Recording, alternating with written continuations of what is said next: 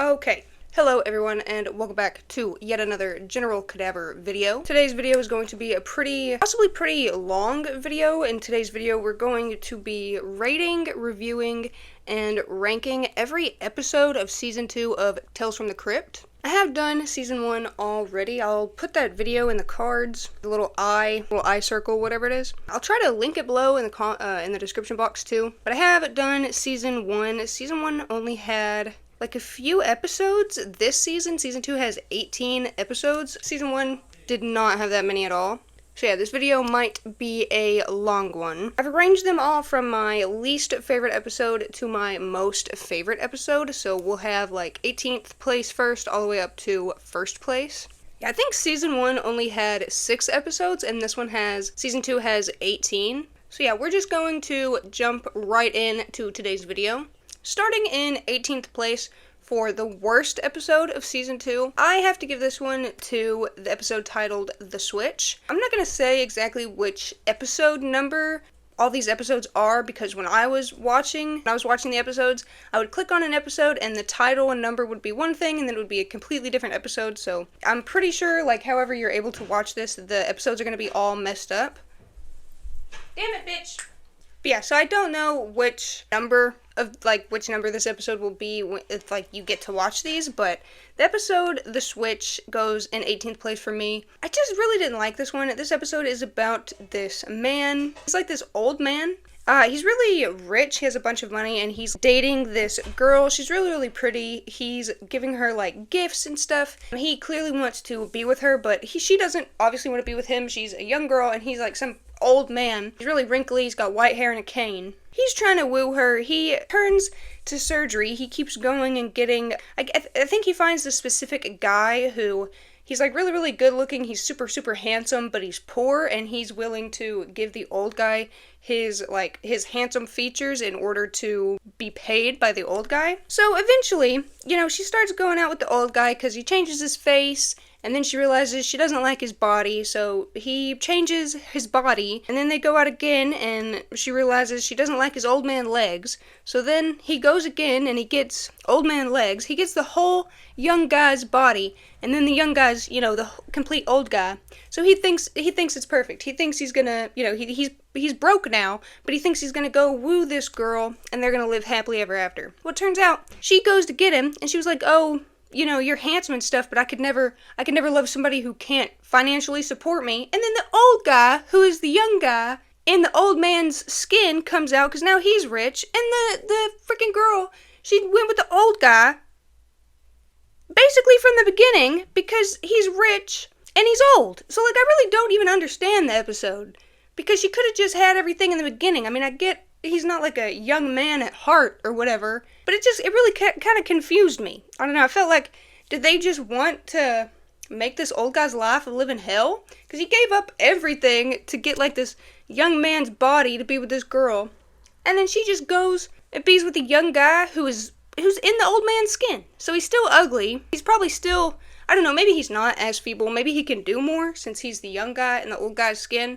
But he's just as ugly, so I just don't understand. I don't understand, because she should have just went with the old guy in the first place. And I'm sure the old man really wouldn't have cared if she had something on the side. Because I'm sure the old man knows he's not going to satisfy her. I'm sure he wouldn't have minded, her and her boyfriend moving in and sharing his riches. He's got 3 years left. What does he care if he's getting cheated on, So, yeah, this episode just goes into 18th place. It's really colorful. It's kind of funny, because old man's voice coming from, like, a young, handsome man is really weird. The old man has, like, a really, really stereotypical, like, gravelly old man voice. I just really didn't understand the episode. It's okay. It's kind of funny, but it's really just confusing, because she should have just went with the old man in the first place, because she ended up in the same position that she started in. So I really don't understand it. 18th place, not like a bad episode, like messaging or anything like that. Just boring, and I kind of don't understand, why did she do that? Oh yeah, I give this episode 1 star. You can't add these episodes on Letterboxd or anything. I tried, so I'm just gonna say I give it 1 star. I haven't actually given it 1 star on anything, but in my heart, I give it 1 star. It probably could get another star just because it was shot well, it was nice, I liked, how colorful it was, cinematography, all that. But story-wise, it's just super confusing, and I kind of do feel bad for the old guy. Because he gave up everything he had to be with this girl, and then the girl, she didn't even care. But it was kind of his fault. She was telling him, the whole time, basically, I don't want you, and he wasn't really picking up on the signals, so it's kind of his fault, but still. In 17th place, we have the episode titled Four-Sided Triangle. I thought this episode was going to be better.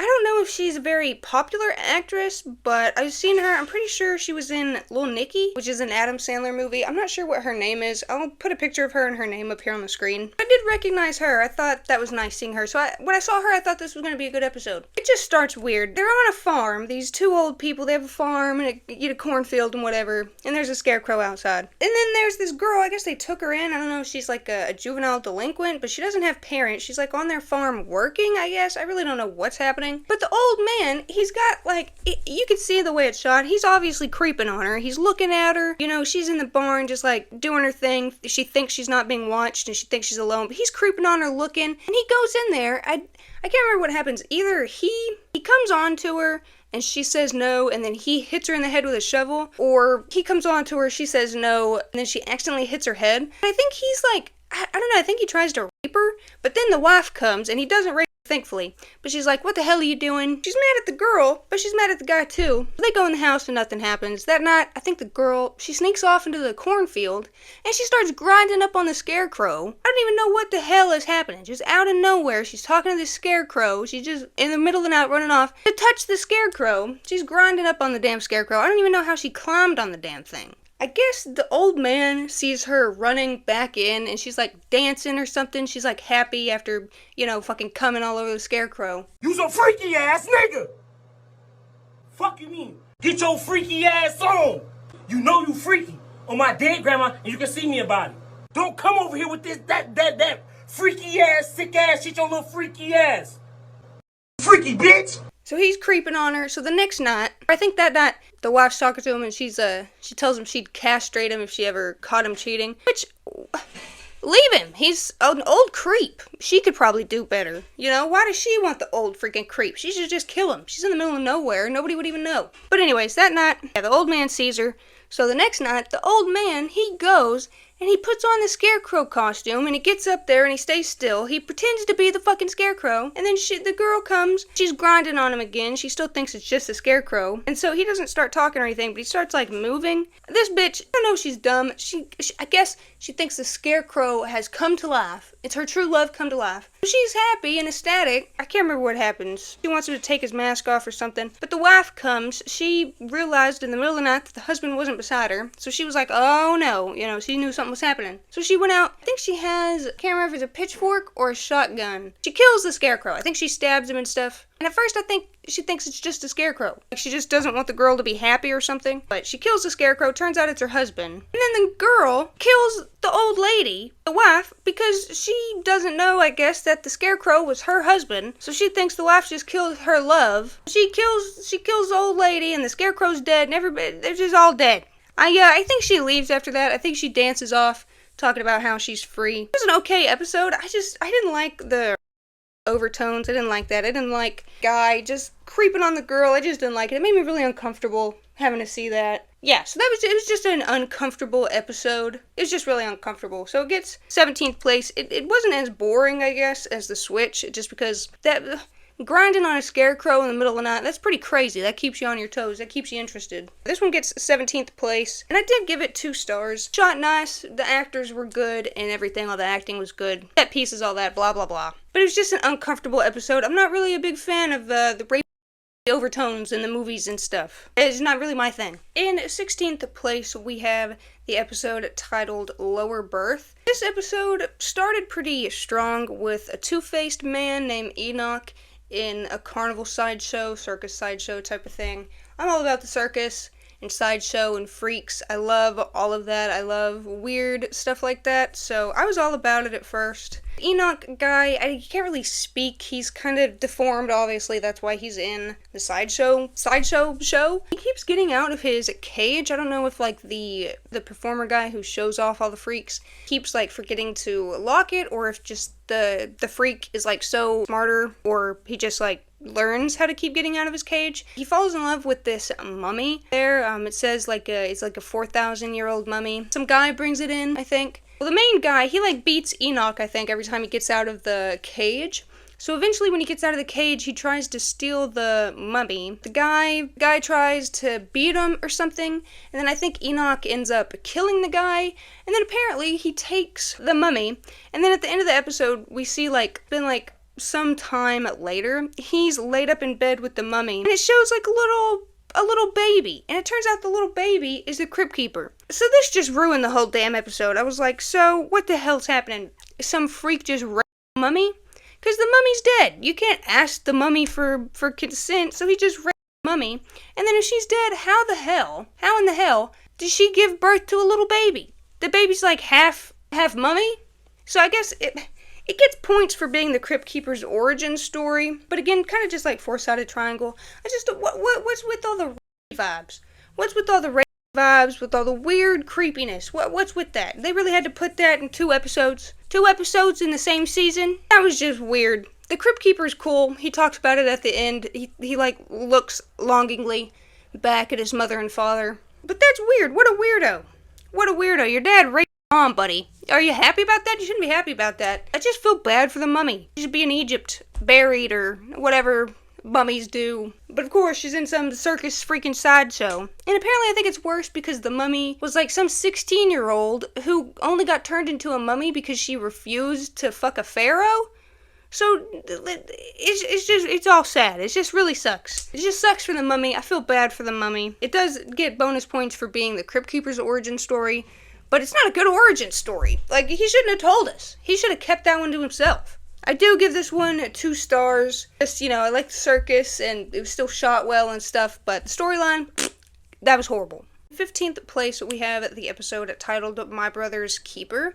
This episode is about 2 twin brothers who are conjoined. They're kind of conjoined, like, at the hip and the side, so they have to do everything together. It shows them, like, going to work, doing things, going to the bathroom, just, like, their everyday lives, and then it shows one of them wants to be separated, but one of them doesn't really want to be separated. They have a lot of, like, differences. Well, they have more differences than similarities. They don't get along completely well, and then towards the end, we see that one of the brothers is like with a prostitute at the same time as the one brother is trying to have sex with like his girlfriend or something. The girl gets uncomfortable and she starts to like storm out. She tells the guy she can't handle this. She wants him to be separated from his brother. Like she wants him but not with her brother or with his brother. Her and the prostitute storm out. The guy tries to follow him out, but he's obviously stuck to his brother, so he can't like move quick enough in time. They go into the kitchen and they start arguing. The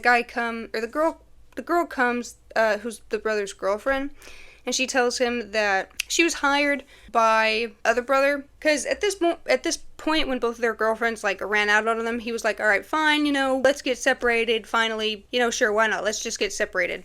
So when the girlfriend comes in, she tells him that she was actually hired by his conjoined brother to like make him fall in love with her so that he would agree and sign the papers for the surgery to get them separated. But she tells him like she doesn't care, like she actually loves him. Like at first she was just paid to be with him, but now she's grown to actually have feelings for him, and the guy doesn't really care. He's like happy, he just wants to be with her. So they hug. The other conjoined brother, I guess he's angry. He pulls like an axe or something, or like some sort of knife, and he stabs the girl in the back, and he stabs her in the top of the head or something, and the guy doesn't realize until obviously she stops responding and stuff, and he looks down and he sees that she's dead. Which I don't understand why the brother killed her, because the guy was still agreeing to their terms. I guess he was just so angry at the girl for like going against what he said and telling his brother like what he had done. So he killed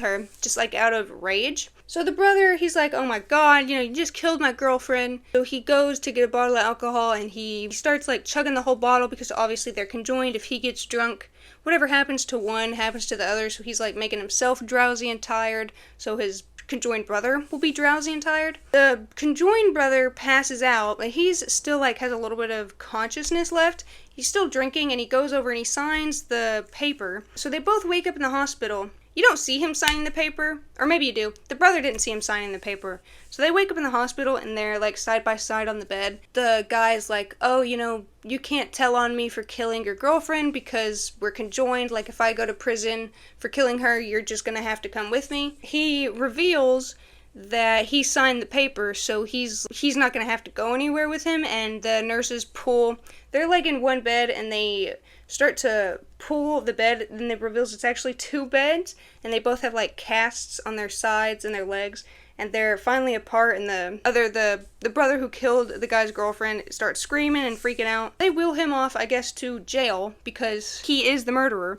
And then the one brother starts hitting on the nurse, asking her to wear leather or something, which earlier we saw that the guy with the prostitute, she was like in this weird leather ensemble. I guess like it's revealed maybe some of his brother rubbed off on him, or, you know, after the surgery he like may have gotten more of his brother's personality traits than he realized. Maybe he's more similar to his brother than he thought. I give this episode 2 stars. It was a pretty good episode. It just gets 15th place. Because out of all the other episodes and stuff, it was a little more boring. I didn't really care about the conjoined brothers. I guess it really wasn't too high stakes. I didn't understand why the one brother didn't want to get separated though. Like if I was conjoined with somebody, I'd probably most likely want to get separated, so I don't understand why the one brother didn't, why he wanted to stay attached to the guy's hip. And I don't understand why the brother had to kill the girl after she revealed everything, because I'm pretty sure the brother would have still signed the papers and stuff and went through with it. So he just fucked himself. He really just fucked himself in that situation.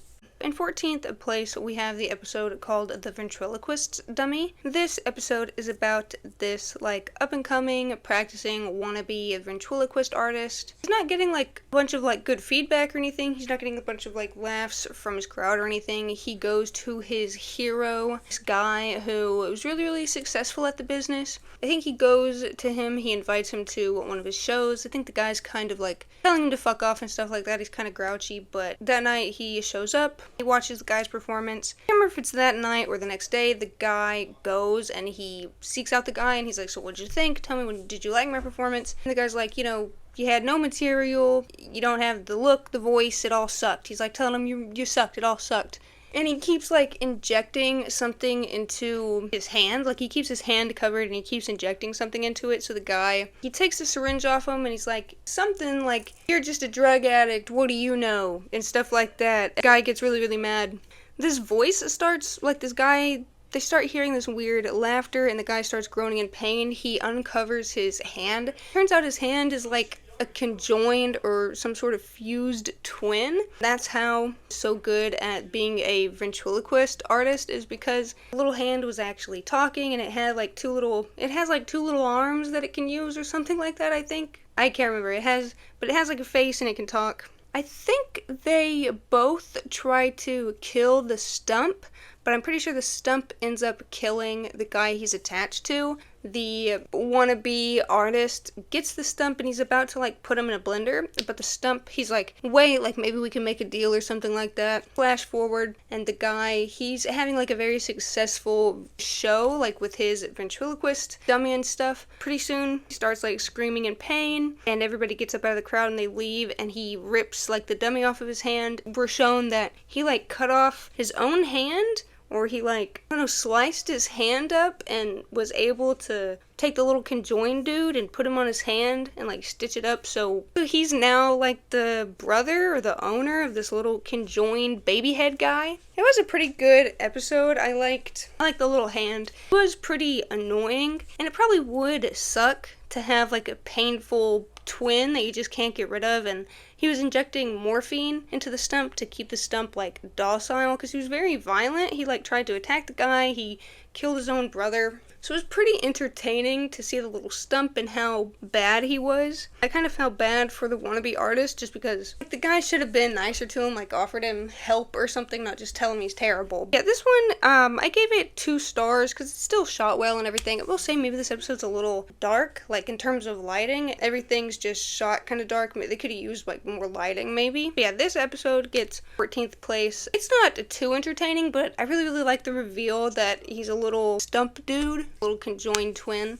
Okay, In 13th place, we have an episode titled Till Death. This episode is about this guy. He's some rich guy. He goes to this, I don't know if it's some sort of party, like a rich and famous party, a bunch of wealthy people are there. He sees this like recently widowed lady who's also really, really rich. He's talking to some guy, he's like talking about how he wants her, he goes up to her, he hits on her, I think she declines him, I can't remember if she's rude about it or something. He can't take no for an answer, so he goes, I believe he goes to an ex-lover, an ex-girlfriend or something. I believe he goes to somebody he previously had known. He asked them to give him a love potion so that he can use this love potion on her and so he can get this woman. They give him a warning about the love potion. Love potions are strong. Once you take a love potion, like, you know, it can't be undone after it's taken. He doesn't really care, you know, he thinks he knows best. He takes it, and I believe he slips it into her drink. She obviously falls in love with him. They, I believe, move in together. They're constantly having sex. They're just all over each other. I think something happens. They have an argument, so he decides to give her more of the potion than recommended. I think he kills her. She dies. Something happens. She's dead. He buries her, and he's not really upset that she's dead, but he's upset that he can't like use her money for something that he was going to use her money for. But then she crawls out of her grave and goes back to him. I think they have sex that night even though she's a corpse. I think he accepts her back or whatever. Morning, he wakes up and she's come to him. She's trying to like love on him and telling him things are going to be okay, that she loves him. She's like literally decaying and he thinks it's disgusting. He's like disgusted when he looks at her. Somehow there's like some quicksand on the property. I think she's like chasing him. He pushes her into the quicksand, gets swallowed up, and he thinks he's okay. He goes home, and then her, like, skeleton is still there. He tries to poison himself, but I guess his ex-lover brought him back. Margaret, the girl that he wanted, is still there, so it's just a horrible thing. Like, he didn't even want the girl. He just really wanted her money, so he gives her all this love potion, and then now she has this, like, unhealthy obsession with him even after she's dead. It would suck to have like a corpse coming after you, but I mean that's what he gets for killing her basically, you know. He ruined her whole life by making her fall in love with him, so it's kind of his fault. I don't feel bad for him, you know, he gets what he gets. I gave this episode a 13th place. It has a little more plot than the other ones. I will say there was a lot of back and forth, like, come on, man, just kill her, she keeps coming back. It was just a lot of, like, that same thing. But I gave it 2 stars. The guy's just an asshole. I feel really bad for the girl, again, obviously being tricked to fall in love with somebody and then getting her whole life ruined because of it. In 12th place, we have the episode titled Corman's Calamity.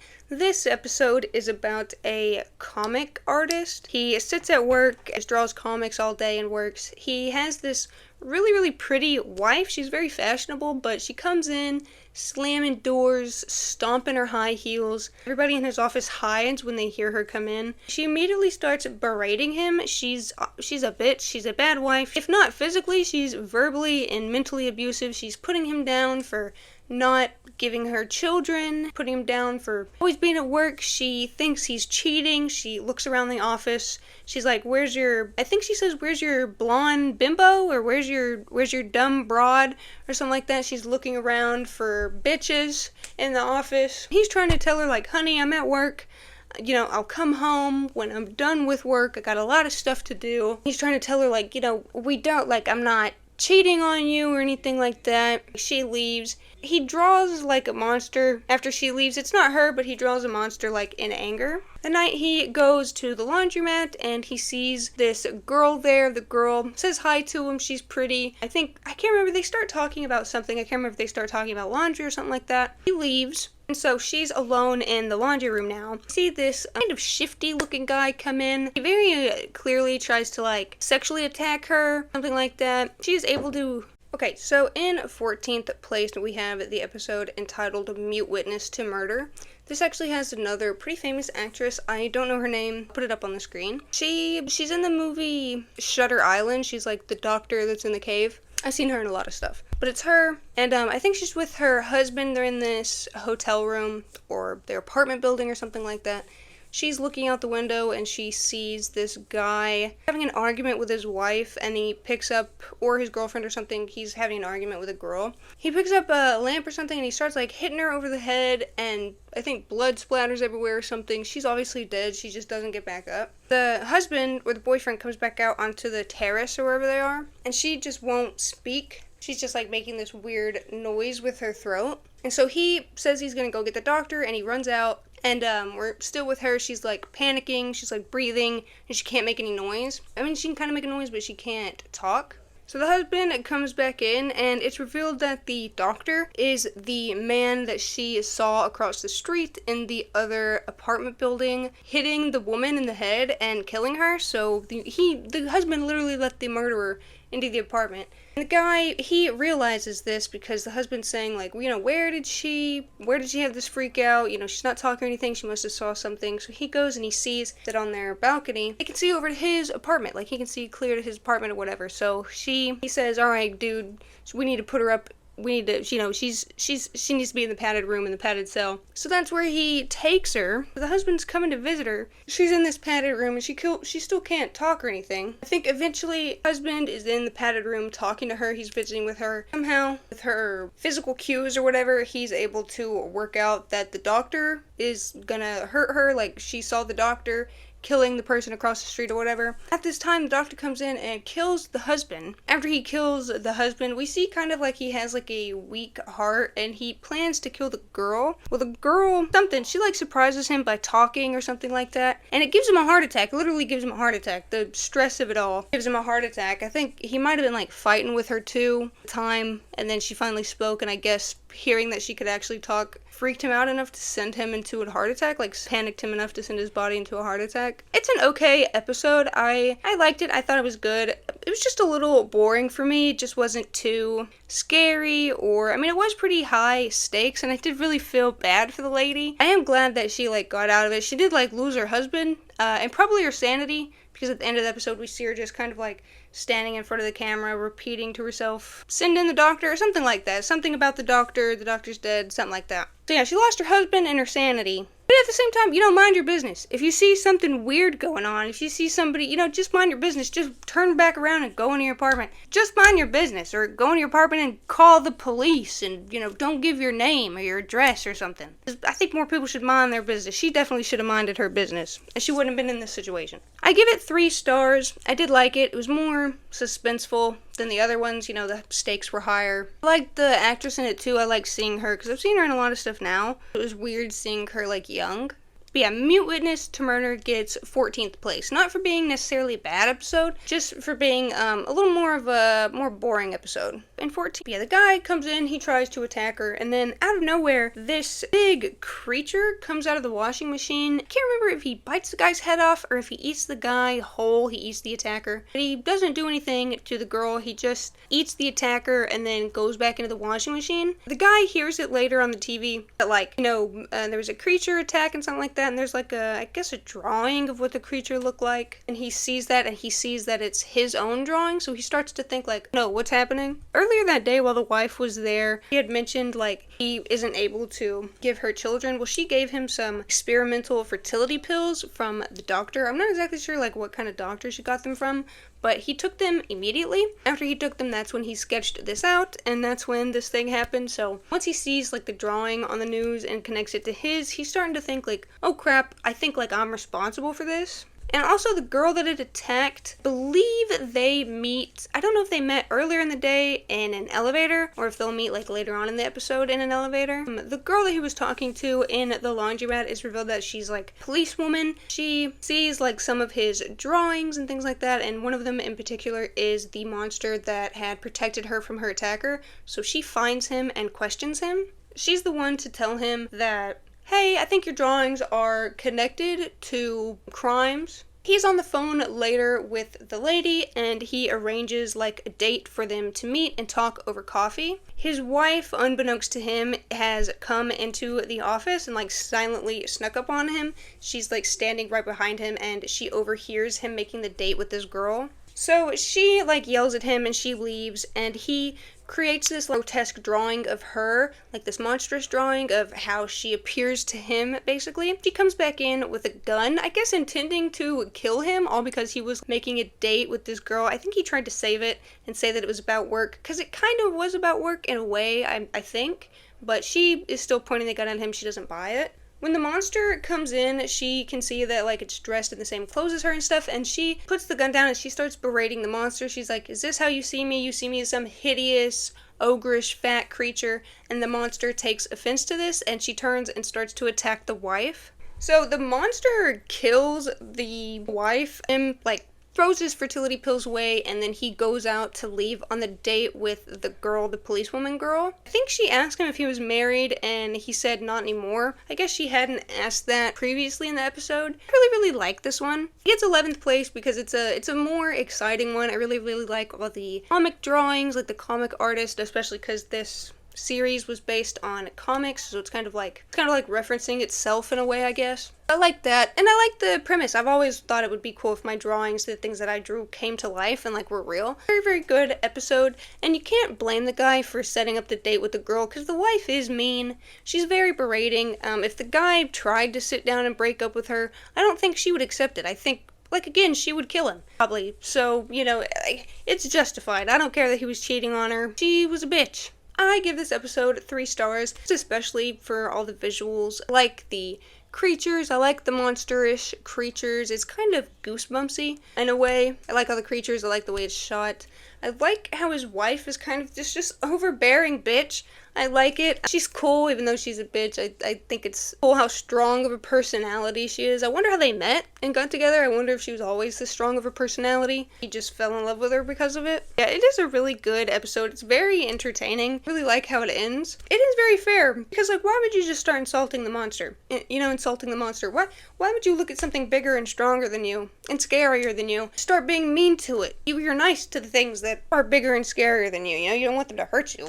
In 10th place, we have the episode titled The Sacrifice. So this episode is about this guy. He's, I believe, trying to get money for something. Goes to this hotel. In the elevator, he's flirting with this girl. He gets off the elevator and he goes to this guy's apartment. The guy's got, like, a pretty nice apartment. He's, I believe, asking him for the money for something. The same girl comes in, and apparently she's married to him. They're talking about insurance and stuff like that. He, like, mentions he lives in a boat called the Why Not. So we see a few days later, we see the wife, the girl in that elevator, Gloria. She's walking to the boat, and she gets in and she meets the insurance guy. So she cheats on her husband with the insurance guy. They're laying in the bed together. They're talking about, like, what they're gonna do. He suggests, I think it's him that suggests that they kill her husband so they can be together but still, like, have his fortune. So they go back to her husband's apartment building. They, like, finish signing everything on the insurance, and they decide to have, like, a little, like, champagne party, or a little, like, celebratory party. So they're like all out on the balcony drinking. So while they're at the balcony, I think Gloria goes back into the kitchen, and the insurance guy hoists the husband up and pushes him off the balcony, and he's screaming and stuff, and he falls down to his death. Gloria comes, and she's talking to her new boyfriend, and she's like, no, I'm gonna call the cops and try to sound hysterical. So they call the cops. I guess the cops come over. Everything works. Get the money. You know, the cops aren't suspicious or anything like that. Turns out that he never actually fully signed the policy. That's actually part of the plan, so that they don't have a motive, or they can't, like, pinpoint a motive on them. There's no reason why he should have died. They can be seen together without trouble or problems. This guy knocks on the door, and he's like the next door neighbor. Apparently he's telling them how he's been obsessed with Gloria for a long time, and he's been spying on her, taking pictures of her, and that night he had been spying on her, taking pictures of her when he got proof of the insurance man killing her husband, pushing him off the balcony. So he tells him, I want Gloria, like, every night. You can have her during the day. I want her every night. They agree to it because obviously they don't want to go to prison. They agree to it, and Gloria starts coming home, like, beaten and battered. She's collapsing when she gets into the door. She's telling him how she can't take this anymore. She wishes there was something that they could do for her to get away from him. It turns out James, like, starts drinking to cope with what's been happening to Gloria. One night she comes home and she finds the place empty, so she goes to his houseboat, and she sees like a note left on the bed, a suicide note, and he's laying on the bed dead with an open bottle of pills. Apparently he took like 48 of some sort of pills and killed himself. I think the note was saying how he killed Gloria's husband and Gloria had nothing to do with it, and he like feels so remorseful and whatever, and just wants Gloria to be okay or something like that. So she starts to burn the confession letter, and she goes back out into the parking lot, and she gets into a van, and we see a guy who had came over, who had like been stalking and taking pictures of her. She gets into his van. It's revealed that they were working together this whole time to possibly get Sebastian's money, and now that her husband's money, no one will ever know that the insurance guy was murdered. Everyone would just think he possibly killed him and then killed himself. I do like this reveal. It was a little confusing at first because I was like, you know, obviously you didn't like this guy, but it turns out that they were just acting. Like, this was all just like some big, long, convoluted plan. I don't know how they saw this guy's suicide in the plan. Like, I don't know how you plan for somebody to kill themselves, because that's such like a, I don't know, like that's such a specific shot, like a specific action. I don't know how you could guarantee somebody to kill themselves, but I mean, it worked out for them. It was a little like convoluted just because of all this shit that they had to go through. I don't really even expect her to be with the guy at the end. But it is a really good twist because you don't see it coming. I do like this episode. I don't know, I didn't see the twist coming at the end, and it was a little hard to wrap my brain around. But I mean, after seeing it once or twice, I mean, there's some things you could tell. She gets off like a floor before the guy in the first elevator. She gets off like a floor ahead of the guy or something. Shows up her husband's house like later. But I mean, it was a good plot. It was a good plan. Very, very sneaky of the two of them. I will say, if he's already rich, like if he has an apartment over there, I guess, I mean, maybe they didn't have the rich guy's money, but then why kill the rich husband? Why kill the rich husband when you could just leave your rich husband? I look different, I'm dressed different. It's because it's a different day. I'm just going to jump right back into the rest of the season 2 of the Tales from the Crypt episodes. So in 9th place, I have the episode titled The Secret. This episode was kind of boring at first, but towards the end it gets like revealed that it's like a werewolf and vampire episode. I did really like that once it got to the vampire and werewolf stuff, but the beginning of it was definitely really, really boring. So we follow this kid in this orphanage. He goes downstairs and hears the orphanage mom or the caretaker talking to the other kids or talking to somebody else, telling them that some boys can't be trusted, or like a certain group of boys can't be trusted. And he goes into the kitchen, eats a drumstick, and then puts the bone back, like, really, really fast. He goes and hears the lady talking to another lady about how the boys are always cheating off of each other, and there's, like, one boy in the orphanage who's getting to be way past adoptable age. The other lady asks what happened to his parents, and the lady kind of gets snappy, and she says to never mention his parents at all. She pulls him out and then accuses him of spying, but he says he was just hungry. So the younger lady takes him up to his room, talking about like the meal plan for the next week or something. She puts him in the bed, and then they discover, I think in the middle of the night, that his window's open. He's gone and he's nowhere to be found. So she goes and tells the like housekeeper, the caretaker, and she just tells him it's fine. He does that sometimes. Of course, he shows up like just then covered in dirt at the front door. So these two people show up and they agree to adopt him. He's excited. He's kind of excited. Mostly the people, housekeeper and stuff, are excited. They want him to leave. She takes him into the kitchen and like screams at him, and he asks her what happened to his real parents, but she tells him they died when he was a baby, but she doesn't want to give him any more details than that. So they get to the house. It's all like beautiful. They have a bunch of stuff. They tell him not to touch anything, and they also have a pet Rottweiler that growls at him. He goes up to his room, and he's really excited. It's like filled with toys and stuff. The people lock him in there. He like turns around, and the people are locking him in the room. He gets woken up by the butler. I think his name is Tobias or something, and he brings him food in bed. The kid seems to bond with Tobias, but Tobias seems kind of like reserved from the kid. So he has to stay like locked up in his room all day, and he asks his new parents why, and they tell him it's just because they have to work during the day. They bring him a cake and they yell surprise. He's confused because it's not his birthday, and they tell him like it wouldn't be a surprise if it wasn't, or if they wouldn't be a surprise if it was. They give him a really big piece of cake. He hears his new mom and dad talking suspiciously outside of his door that night, saying like he's a delicacy and they're not ready yet or something like that. So that night, Tobias runs into his room and tries to wake him up. He tells him we gotta go, and the kid is like, I don't feel good, my stomach is sick. Probably because he's just been eating like sugar since he got there. They've just been feeding him like whatever he wants. So I guess they want the blood to taste sweet to them, so that's why they've been giving him all of these sweets and things. New dad comes and he bites Tobias and throws him down the stairs. He tells the dog to like sick him and save some for them. So I don't know if the dog's a vampire or if the dog is just like a mean dog who eats people. So the kid runs off into the woods and the Rottweiler is chasing after him. So are the parents, and eventually the dog catches up to him and the parents catch up to him as well. When they catch up to him, the boy is on his hands and knees and he's like facing away from his parents, and he's telling them like he has a secret too and he's got a better secret than them. And I guess he tells them he knows what happened to his parents, and I'm guessing that alludes to when he was a baby he changed, or when he was younger he changed into a werewolf and accidentally ate both of his parents. So that really, really sucks, and he also tells them that he has a specific taste for vampires, because, I mean, that's why they were giving him the food and stuff, that's why they weren't ever out during the day and he was locked up, is because they were vampires, like they were trying to sweeten up his blood for themselves. So he jumps on his mom and kills her. The dad started running away, so the kid eventually catches up to him too and kills him as well. So then we cut to the orphanage, and the orphanage caretaker hears a knocking at the door. When she goes to open it, she sees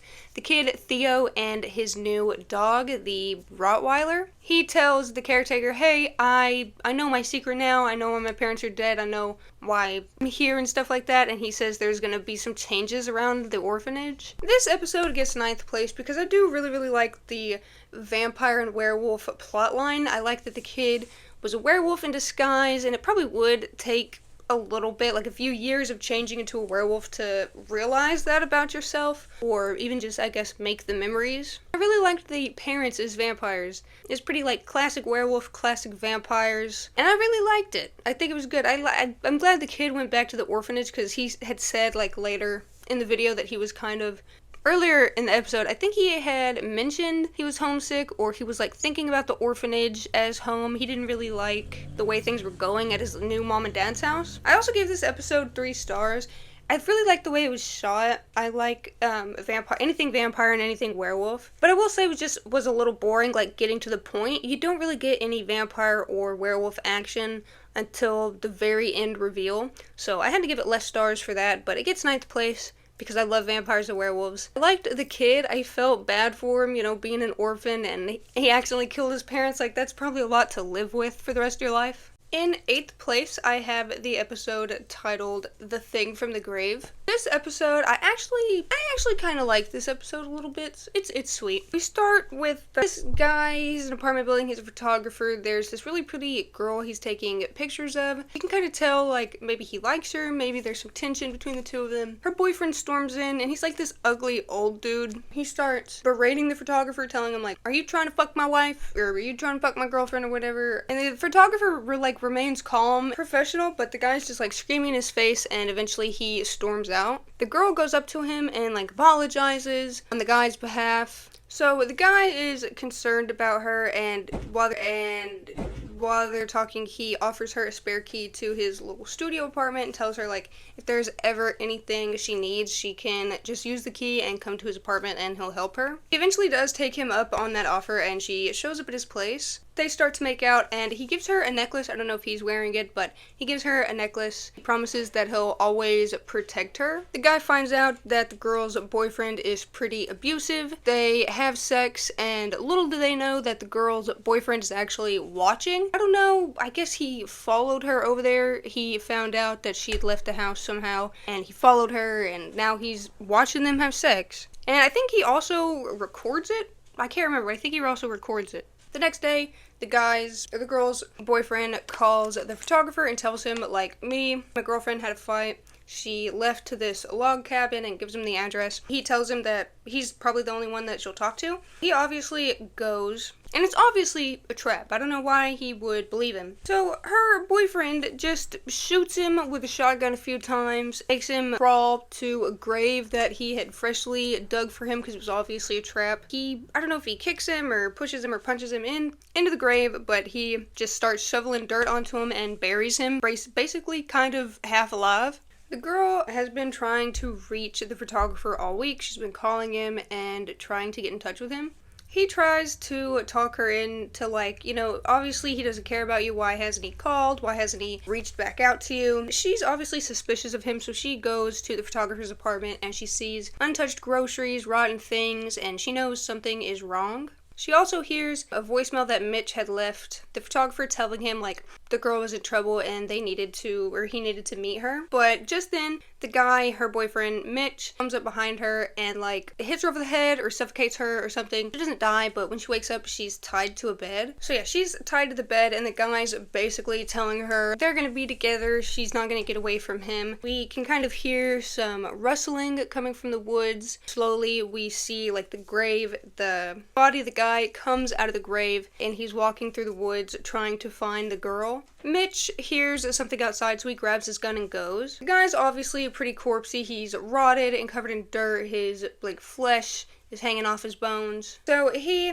runs in the woods, trips over a rock that the guy had tripped over earlier while, like, running, trying to get away from him. Boyfriend shows up, he grabs a shovel, and he proceeds to, like, he cuts all his fingers off with the shovel. And then he gets in the grave with him, and he drags him down, so they both get dragged down, back to the grave, back, I guess, into hell, or one guy goes into hell, and the other guy, I guess, gets to rest in peace because he fulfilled his duty. So Stacy gets her restraints off, and she could hear, like, obviously Mitch and somebody fighting in the woods, so she runs where she heard the commotion last. She can hear Mitch's cries. She doesn't see anything, and we see her grab her necklace, the necklace that the photographer had given her, and she thinks back to when the guy said that he would protect her. So I'm assuming she knows. It's kind of sad that she can't be with his corpse, I guess, but he would have kept decomposing. But it was sweet. I like how the guy came back and killed the one guy for her. That was sweet. That was real sweet. And it really sucks, because the photographer was super hot. Like, her boyfriend was ugly as shit, but the photographer was super hot. So I was rooting for her to get with the photographer. And then, of course, the boyfriend's so jealous, he just has to kill. So what? She's cheating. You're rich and ugly. Of course she's gonna cheat. But I digress. It was a really sweet episode. Besides the rapey, abusive vibes coming from Mitch. He's obviously an asshole. I wish he would have died. But, you know, assholes like that usually find their way to the top. This is a pretty sweet episode, besides Mitch. This one gets 8th place because I actually really enjoyed it. I gave it 4 stars. I liked the guy's corpse coming back for her to save her. I liked it. I liked the promise that he made. I liked the necklace. And their relationship was sweet. I feel bad for the girl, because what is she supposed to do now? Hopefully she gets some of the money from Mitch since he's missing or whatever. I think if you're missing, they don't declare you dead until after some years, but hopefully in some years she'll get his fortune. In 7th place, we have the episode titled Cutting Cards. This episode starts with this guy. He's like a cowboy. He shows up in town. He's looking to gamble or something. He goes into this bar. He sees, like, his old enemy, somebody he, like, really hates, but he's known for forever. He goes up to him and talks to him, tries to start a game. Apparently, he's already cleaned everybody else out in town, so they have to play together. They start playing, I think, a card game. They run out of money or something like that. Neither one of them wins. They go outside and they start to play Russian roulette, but neither of them die when the guy clicks the gun on the last chamber or the last turn or whatever. He gets mad and he accuses the other guy of loading the bullets with duds. So then they go and they have to do something else because they hate each other so much. They start to play chop poker, and it starts, like, small with fingers. Like, one guy gets his pinky cut off. I think the other guy cuts off a finger, maybe a toe. I don't know if an ear gets cut off, but they start just cutting up pieces of each other. At the end of the episode, we see that they're both in the hospital with bandages on them. Like, bandages on their hands, on their heads, they got hospital gowns on, they need to be in the damn mental institution. They're still in the hospital trying to gamble, take pieces off of each other. So I didn't understand. Like, how do you hate somebody that much that you're willing to, like, play a game with them and cut off pieces of yourself? I just thought this was, like, some weird macho man bullshit that I don't understand. Because they're both just stupid. I don't know if it's pride or what, but first of all, don't gamble, because gambling is stupid and for losers. And two, like, so what? You hate the guy, just accept your loss. You don't need to win. You can win at other games. I don't get why it's so important. This game, or any game, or the fact that they play together, I don't understand why they need to cut each other up. Why can't they just, you know, be equals? Why does one have to be better than the other? Why can't they just both be equals? I do like this episode just for how it's shot, how crazy the people are, you know, how stupid and crazy they are, just cutting off pieces of themselves so willingly. I also give this one 4 stars. It was shot well. I like the acting. The effects are pretty nice too. And the premise is fucking scary. I wouldn't want to be in some weird game where I have to cut off pieces of myself. Playing games with people is already fucking torture enough. In 6th place, we have the episode titled Judy, You're Not Yourself Today. This episode starts with a couple. Judy is the girl and Donald is the guy. Donald really loves guns for some reason. He's really, like, eccentric about guns, has a big gun collection. Judy's she likes the house to be clean and she wants to make sure she looks perfect. This old lady comes over. I think the guy leaves to go do gun club stuff. So the old lady comes over, starts talking to Judy, telling her about makeup and stuff like that. She has a really pretty necklace on that Judy's looking at, so asks the old lady if she could try it on. And the old lady lets her. But just then, the old lady gets up and she looks at her and she's like, "You got a great ass, sweetie. It's gonna look so good when it's mine." It turns out she's a witch. She does this thing and they swap bodies. So now Judy is in the old lady's body and the old lady is in Judy's body. The husband comes home and there's this old lady running around his house trying to tell him to help her. She needs help. You know, she's Judy. She was tricked. He pretends he's gonna help her and locks her in the closet. And then he goes out, I guess, to the train station. I guess he just figured that she was going to leave. I don't know. I guess they didn't have cars back then or something. Maybe women couldn't drive. He runs to the train station. I think he sees something on one of the newspapers somebody's reading. He catches up to her and he's like, "Judy, please, you know, why are you running off because of the cancer? Just because you have a few weeks to live doesn't mean, you know, you need to live them out with me. You can't leave me alone and then go die by cancer by yourself." I don't know. The witch believes this. Immediately, she switches bodies. She disappears. I don't know where the hell she goes, but she disappears. So the guy rushes back home. Or no, Judy's there. So the witch is back in the house, trapped in the closet. They go back to the house. I think the guy just starts shooting. He starts shooting into the closet or something like that. They think she's dead. I think she's being silent, but I don't think he killed her. So then they get out of the closet. They're both telling him, like, you know, "I'm Judy, I'm your wife." So he tells the one that looks like Judy, he says, "Hey babe, go grab the keys and bring the Jaguar out front. Bring the Jaguar around." And she says, "Okay," and she goes to get the keys. And the guy goes up to her with a gun, and she says, "What's wrong?" or something like that. And he's like, "We don't have a Jag." And he shoots her. He shoots his wife's body, which is the witch. But then the witch just switches. So then Judy, that was in the witch's body, is now in her body, which is dying. So the guy just fucked himself, I guess. But, I mean, either way, he was probably going to get fucked over in that situation. It's just a sad episode. I like how eccentric they are. The guy does, like, a really weird celebratory victory dance when he thinks he shot the lady to death in his closet. He's, like, really happy. And he, like, kisses his gun like a weirdo. But then his wife dies at the end because he accidentally, well, I guess not accidentally, but he shot her body. What was he supposed to do? Because if he shot the witch's body, the witch probably wasn't just going to turn into it. So I really don't know what he's supposed to do. The main takeaway of this episode is that I need to find some tiger pajamas. Those tiger pajamas are so sick. I need some tiger pajamas. That guy has got some style. I gave this episode 3 stars. It's a little sad. I don't like that the guy's a gun nut. I don't know, why do you like weapons so much, buddy? Are you some sort of weirdo? Why do you want weapons? Why do you need weapons? But the girl's cute. I like the girl. I think I've seen the actress in other stuff. I like the actress. 3 stars and 6th place. Pretty enjoyable. Overall, a good episode. And for a minute there, I was thinking, oh, go you, lesbian grandma. In 5th place, we have the episode titled Television Terror. This episode is about this guy, Horton Rivers. He's in charge of this television show. He's talking to his assistant or his producer, somebody he's training or whatever, working with. He's telling her, like, you know, you need to have a killer instinct and stuff. That will help you. You know, you gotta be like me, and just because you're sleeping with me doesn't mean you can, like, slack off or something. So she's like, he goes and he starts the show. He's in front of the camera and she's watching, I guess, like, directing or producing, whatever they do. So he's in front of this house I'm pretty sure it's like taking inspiration from a real life case that happened. I think the lady's name is Dorothea Puente. I'm not sure what her name is, but she had a boarding house and she killed a bunch of her tenants for their money. And that's exactly what Horton Rivers is saying happened at the facility that he's in front of. He's saying that some lady named Ada Ritter killed all her tenants, and then before she was caught, she killed herself. So really, really haunted. It's been closed down for a while. They're gonna go in and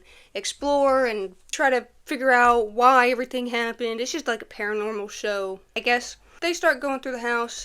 It's just Horton Rivers and his camera guy named Trip. First, they get scared by some rats. Pretty soon, Horton Rivers starts seeing, he sees this one old man in the bathtub. He sees, another victim maybe running towards him. He sees somebody else dead. He keeps seeing, visions. I don't know if he thinks they're real or if he knows that they're visions, but he keeps seeing these paranormal visions of previous victims that had been here. Eventually, Trip is hung. He turns around. Horton Rivers turns around and he's looking for Trip, and Trip's not there, so he runs around and eventually he finds him hung from the ceiling. He starts running around trying to get out of the house. I'm not sure where he ends up. He ends up in one of the rooms. I guess they were already upstairs by this point. He runs into one of the rooms and he's trying to tell the lady to pull him out or something like that, acting real scared, but she's seeing on the monitor that the ratings are coming in really good. They're getting amazing ratings, so she tells him stay in the house for just a little bit longer.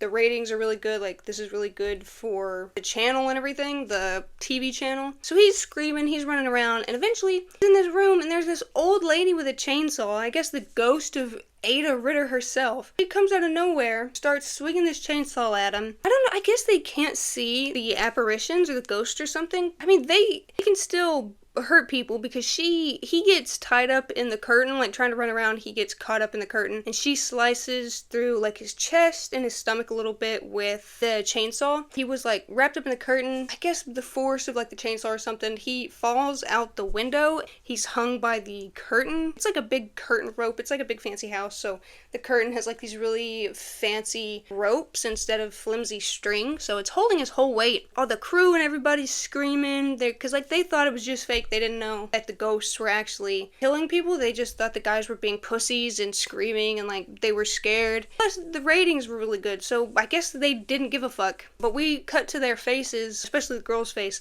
She's just stunned. She's just standing there. They all have their mouth open. They can't believe what's happening. Because now they don't even have a show. They just killed their show. They let him die, basically. They could have pulled him out, but because they didn't believe him, and because the ratings were so good, they left him in there, and because of that, he got murdered. So really, his blood's on their hands. They're fucked. The show's fucked. We close out with a pre-recorded message for the ending of the episode saying, stay tuned for the next episode of Horton Rivers, but I mean, obviously unless it's pre-recorded, there's not going to be any more episodes because they just killed him live on TV. Would probably, if it was a real show, be a hell of a thing to see on live TV somebody die. That'd probably be pretty cool. Or pretty traumatizing. I guess it really just depends. Maybe the kids watching, that probably wouldn't be good. I really liked this episode, actually. I love haunted houses. I love going to haunted houses. I love creepy shit. And I probably would make the mistake of staying in the house, even though creepy stuff was happening, just for the ratings and stuff. I can't blame the girl for keeping him in there, especially because it's funny seeing a grown man run around and scream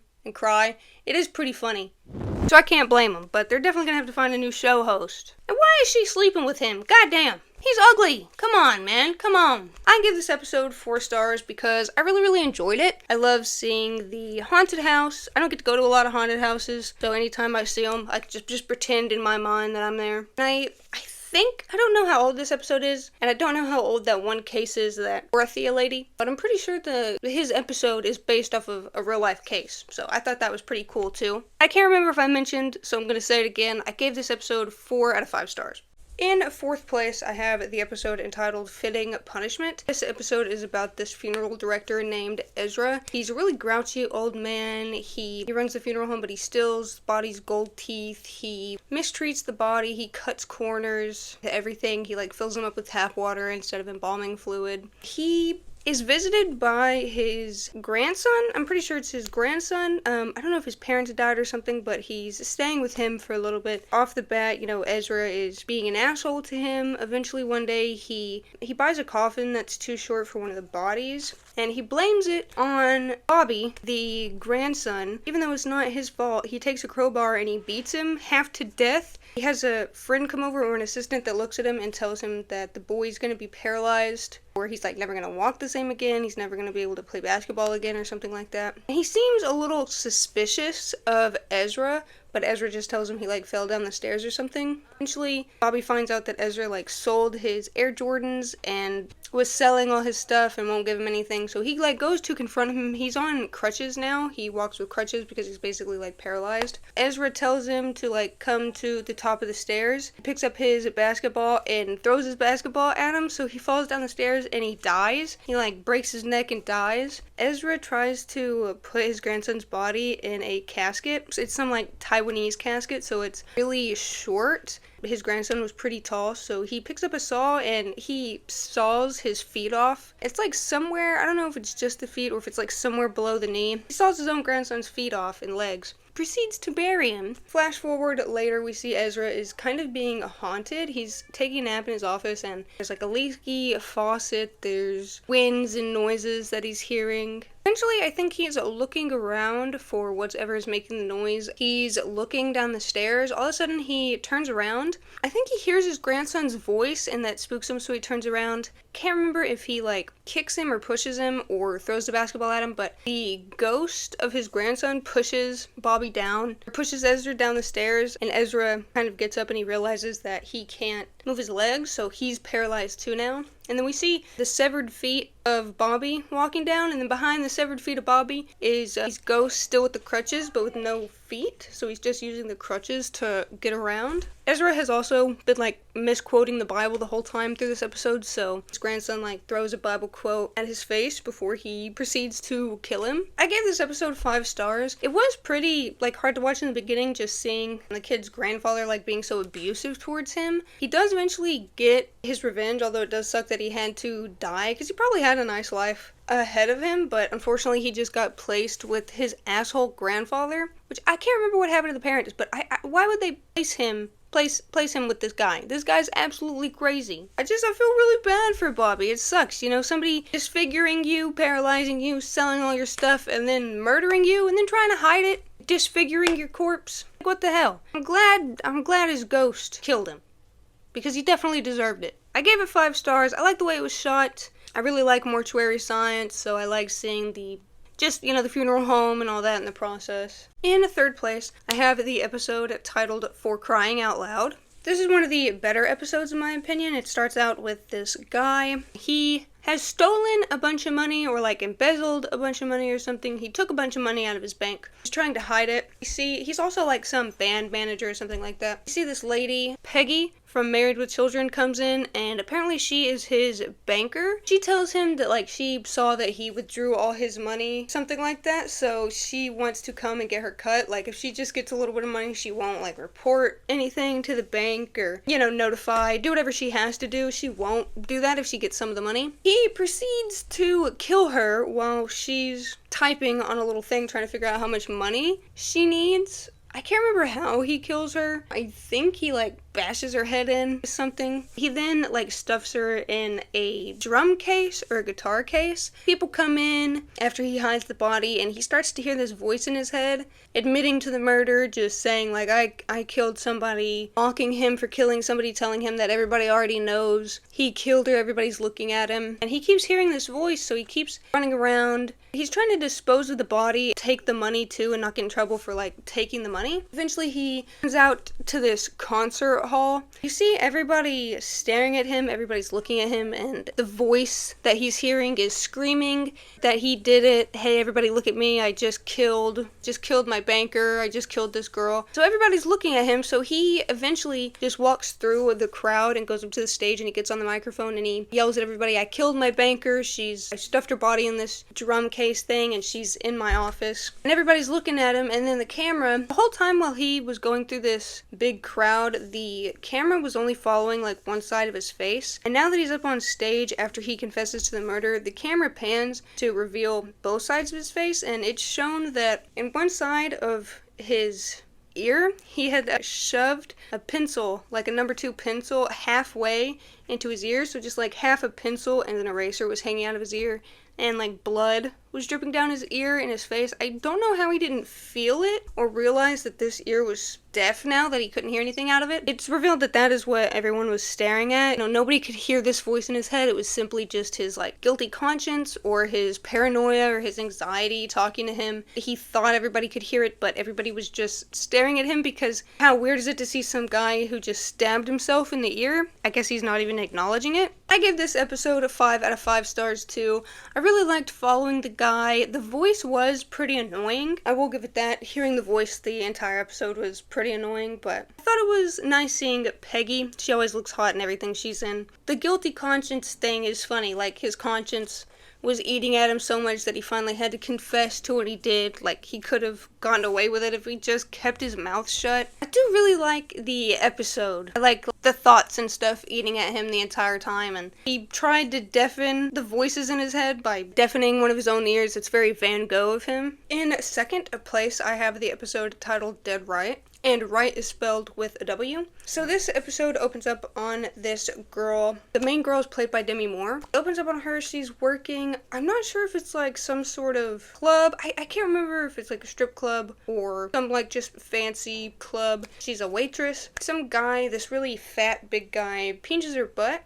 She's getting hit on a lot by a bunch of people. I think she wanders around. She's walking home from work or walking to work, and she sees this fortune teller shop. So she goes in. She's like asking the lady like, what's my future? Am I gonna have any money? Is there gonna be like a rich guy in my future? She's showing her and she's reading her future. She says, you'll meet a guy who will come into a bunch of money. So she gets really excited. The next night she goes to work, and I think this is when this really big fat guy pinches her ass. She walks by him. He's like catcalling her. She's telling him, you know, I'm not gonna go on a date with you and whatever. I think the fortune teller's words pop up in her head because she starts to play along with the guy and stuff. Eventually they start dating. I think she goes back to the psychic. The psychic says she sees her getting married. That would help. That path or something shows that the money's gonna come in. So she's getting angry at this point. Her and the fat guy end up getting married. It shows, like, it flashes forward. He's cleaning up after him. He's still fat. He's being lazy. They still don't have that much money.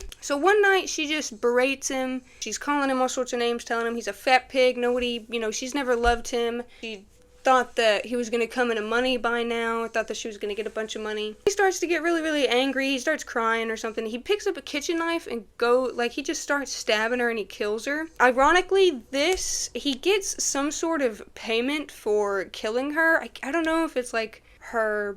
I don't think she has a life insurance policy. I'm not really exactly sure what type of financial benefit he gets from her death, but he gets something from it. He gets a large sum of money, but he also goes to jail, and I'm pretty sure he's sentenced to death. The fortune teller was right. She should have calmed down. She should have just let it happen. She shouldn't have tried to force anything. Seeing the end of the episode after he kills her and goes to prison and dies and all that, somebody else coming into the fortune teller's office, and she's like, can you even tell the future? Your future's always correct. And she's like, oh, I'm always right, or something like that. She's always correct. She's like watching TV. It's like a living space / business. She like lives, there's a little curtain, and it's like her office in the front and then her living space in the back. It's pretty cool, but kind of unsafe. Maybe back then it wasn't as unsafe as it would be now. I really liked this episode. I gave this one 5 stars as well. Demi Moore was really nice in it, and the other actor who played the fat guy, he's a really popular actor too. I've seen him in a lot of stuff. It's just really good acting. I love seeing like witchcraft and fortune tellers.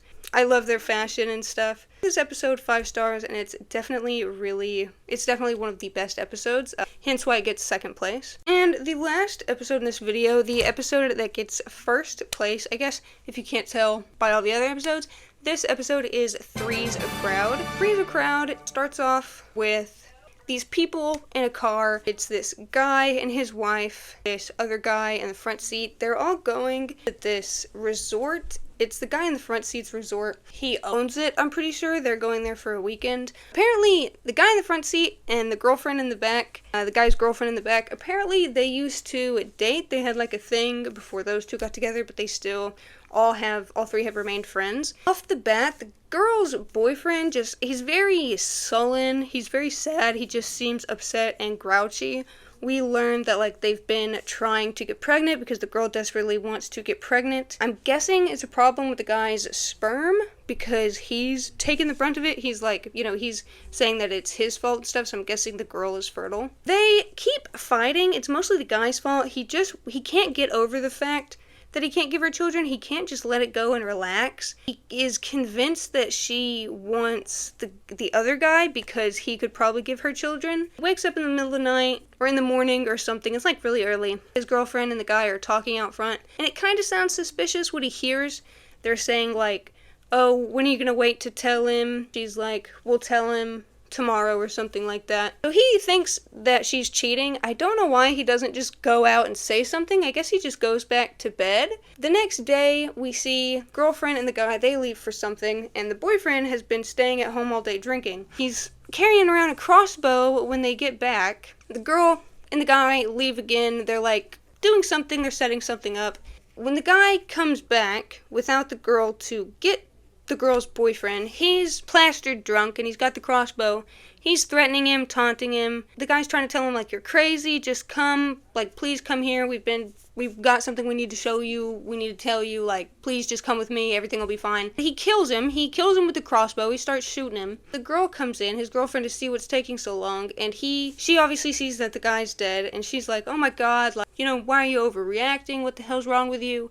Please just calm down, come with me. And why did you do this? Why did you kill him? And he's accusing her of cheating, all that stuff. I think he, like, gets on top of her. I can't remember if he shoots her with a crossbow and then gets on top of her, but pretty sure he strangles her. I think he takes his tie, or he takes some sort of rope, and he ties it around her neck, and he drags her dead body out to go see whatever they were setting up. I guess, I don't know, it's like a second house, a little building outside of the guy's house, because he's super rich. I guess he has, like, a house in the back of his house, a shed or something like that. The guy drags his wife's dead body, and he opens the door. The light comes on, and a bunch of people jump up, and there's a big, like, the party balloons, and everybody yells surprise, and there's a big banner in the back that says, congratulations, daddy. And he's looking around. Everybody, like, at first was screaming, whatever, surprise.